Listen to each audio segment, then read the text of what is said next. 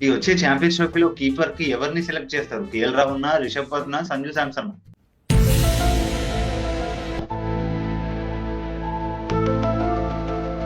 Obviously selectors కి తలనొప్పిగానే ఉంటది. ముగ్గురులో ఒక్కరిని సెలెక్ట్ చేయాలంటే చాలా కష్టం.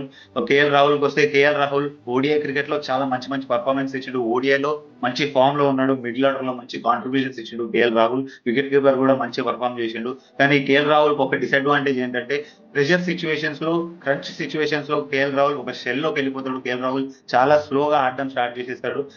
Rishabh Pant white ball cricket లో ఒక యావరేజ్ ప్లేయర్ గా మిగిలిపోయాడు.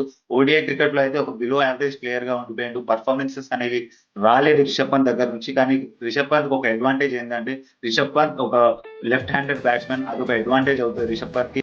సంజు శాంసన్ రీసెంట్ గా చాలా మంచిగా పర్ఫామ్ చేసిండు. శ్రీలంక సిరీస్ లో కూడా మంచి పర్ఫార్మెన్స్ ఇచ్చిండు. T20లో కూడా మంచి ఫామ్ లో ఉన్నాడు. సంజు శాంసన్ అదొక అడ్వాంటేజ్ అవుతుంది. కానీ డిసడ్వాంటేజ్ ఏంటంటే సంజు విజయ్ హజార్ ట్రోఫీ ఆడలేదు. అదొక డిసడ్వాంటేజ్ గా ఉండిపోతుంది ఆయనకి. కానీ నాకు పర్సనల్ గా అనిపించేది ఏంటంటే కేఎల్ రాహుల్ ని ప్రైమరీ కీపర్ గా వాడాలి అని. సో చూద్దాం ఏమవుతుందో.